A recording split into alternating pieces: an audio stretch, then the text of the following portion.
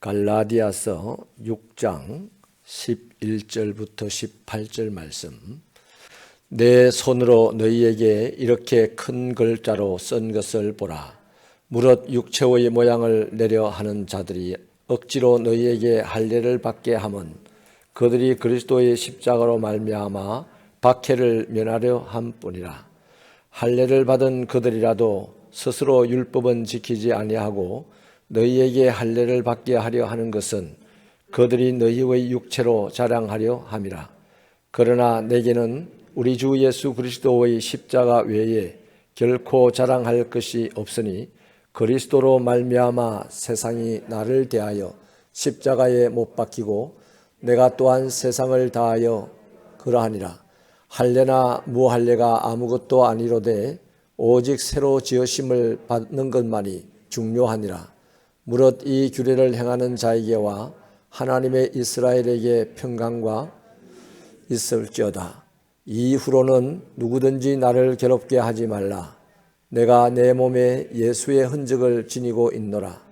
형제들아, 우리 주 예수 그리스도의 은혜가 너희 심령에 있을지어다. 아멘. 이 갈라디아 교회 안에 이 할례주의자들이 있었는데 그들이 할례를 강조하는 데에는 두 가지 이유가 있었습니다. 하나는 핍박을 면하고자 함이었습니다. 당시 유대교는 합법적인 종교였고 기독교는 이단으로 처분을 받았었던 때입니다.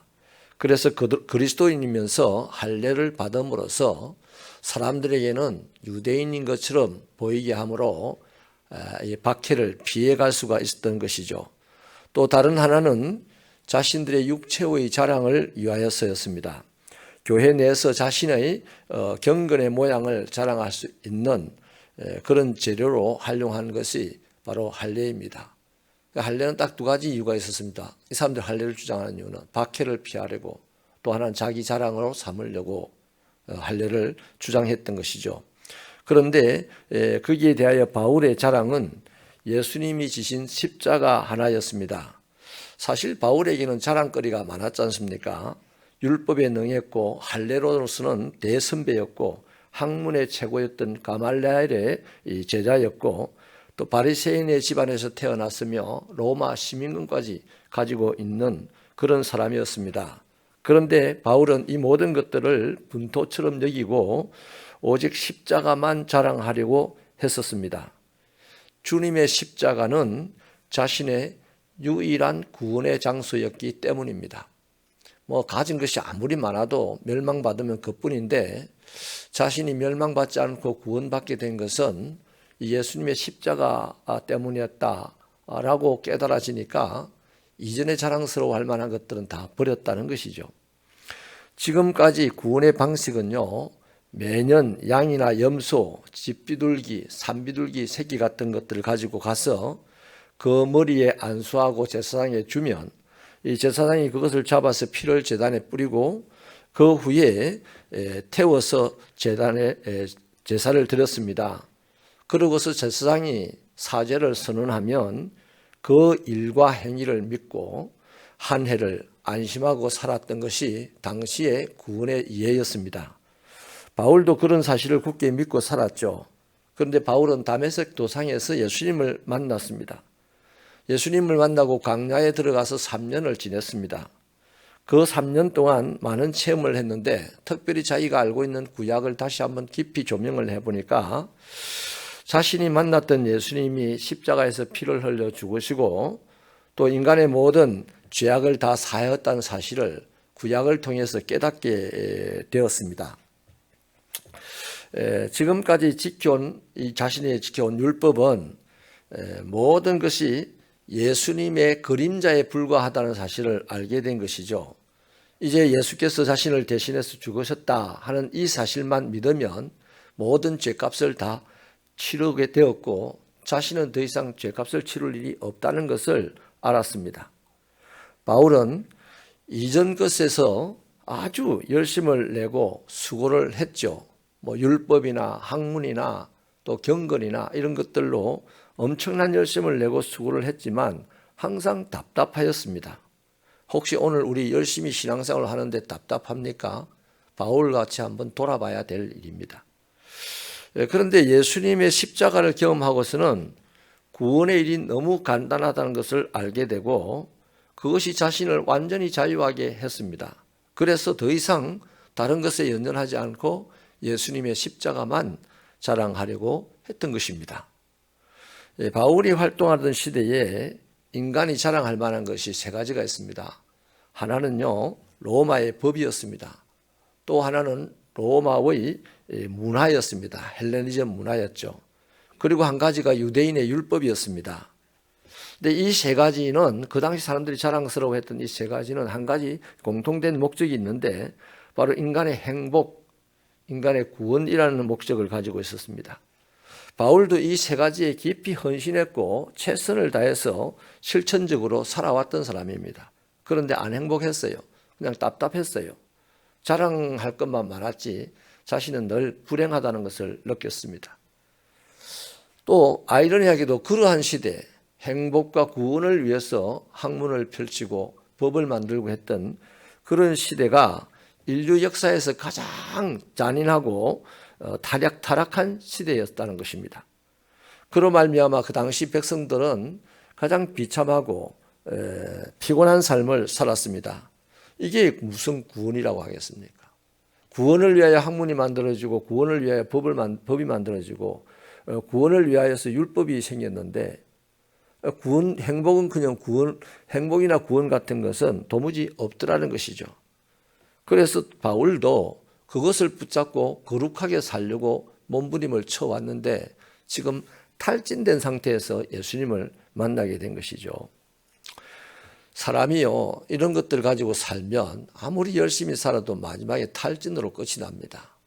그런데 엉망진창으로 살아도 예수님의 십자가 위에서 살면 마지막에 승리자로 인생을 마치게 됩니다. 여러분, 법으로 인간의 안녕을 지키려고 했고 그런데 그 법이 오히려 인생을 가장 비참하게 만들었던 그 시대였습니다. 오늘 우리 인생도요, 마찬가지입니다. 저와 여러분이 이 시대에 자랑스럽다고 생각하는 것이 무엇입니까? 대체로 돈입니다. 또 지식이죠. 돈이나 지식, 또 한 가지 건강이죠. 요즘 사람들 이거 말고 자랑하는 게 있습니까? 내 많이 배웠다 자랑하고 내 돈 많다 자랑하고 내 건강하다 자랑하는 거죠. 그런데 여러분, 그것이 솔직히 우리를 즐겁게 해주고 행복하게 해줄 것이라고 생각을 하죠. 그러나 우리는 그것들이 우리 곁을 떠나가는 것을 수없이 경험해 봤습니다. 살다가 건강이 자기 곁을 떠나가는 것을 많이 경험해 보죠. 사업에 실패를 하고 돈이 떠나가는 것도 경험해 봅니다. 다 경험해 봤습니다. 결국 인생을 다 이렇게 살다 보면 돈이나 건강이나 지식 이것을 자랑거리로 삼고 살다 보면 그 인생의 마지막에 남는 것은 허무함밖에 없습니다. 이것은 이 해밍웨이 같은 사람이 잘 증거하고 있습니다. 그리고 자살로 인생을 끝을 내죠. 그런데 나를 절대로 떠나지 않는 것이 뭡니까? 2020년 전에 골고다에 서서 피를 흘려 죽으셨던 예수님의 그 십자가는 우리를 떠나지 않습니다. 그 십자가는 오늘도 우리의 인생에 확 박혀 있습니다. 완전히 박혀 있는 것이죠. 또 그것을 받아들이고 사는 사람, 자신의 인생에 예수님의 십자가를 확 박아놓고 사는 사람, 또 그 십자가 위에 자신의 인생을 올려놓고 살아가는 사람은 가끔 있죠. 가끔. 많이는 없어요. 가끔 있어요. 간혹 있는데 이런 사람은 가난함도 자신의 병약함도 또 죽음도 겁을 안 내는 사람이 되어버립니다. 오늘 예수 믿는 사람 중에요, 가난함이 부끄럽지 않고 자신의 병들었던 것이 두렵지 않고 병든 것이 또 자신의 무지한 것 이런 것들이 부끄럽지 않고 살아가는 사람 있다면 그 사람은 십자가가 확 박혀 있어서 그래요. 십자가 위에 자신의 인생을 올려놓고 살면요, 그런 것이 하나도 문제가 되지 않는 거죠. 그런데 사실 자세하게 보면 너나 없이 다 그게 문제입니다. 돈이 없어서 문제고 병약해서 문제고 못 배워가지고 문제예요. 그것 때문에 나가서 일도 못해요. 사람들 모인 데만 가면 그것 때문에 부끄러워서 고개를 숙이고 있어야 돼요. 말도 한마디 못해요. 그것이 문제이긴 한데 왜 그런 문제가 생기냐? 십자가가 안 박혀 있어서 그래요. 십자가 위에 서 있지 않기 때문입니다. 인정하시면 아멘. 이것이 회복이 되어야 됩니다. 우리가 잘났거나 못났거나 세상 사람들이 뭐라고 하든지 간에 내가 십자가 위에 나를 세워놓거나 예수님의 십자가를 나의 인생에 확 박아놓고 사는 사람은 그것이 살아가는데 크게 문제가 되지 않습니다. 오직 예수님 때문에 그저 감사하고 기뻐하며 살게 되는 것이죠. 여러분, 인생을 어렵게 살면 안 됩니다. 솔직히 먹보다도 더 검다고 하는 우리의 죄를 어디서 씻어냅니까? 십자가 위에서 말고 씻어낼 때가 있습니까? 슬픈 마음, 우리의 두려운 생각들 어디에서 사라집니까? 십자가 위에서 아니고는 사라질 데가 없어요. 십자가는 가장 약한 것이고 가장 수치스러운 것이고 가장 혐오스러운 것입니다. 놀랍게도 하나님은 그것을 들어서 가장 깨끗하다고 하는 율법을 폐하셨고 그것을 들어서 가장 강력하다고 하는 로마의 법을 폐하셨고 그것을 들어서 가장 두렵고 싫어하는 인간의 죽음도 폐하셨습니다. 맞는 말이면 아멘 하십시다. 자꾸만 기가 죽는 것 같아요. 나만 기가 사는 것 같아. 따지고 보면 그리스도인이라면 그가 자랑할 것은 예수님의 십자가 말고는 단 하나도 없습니다.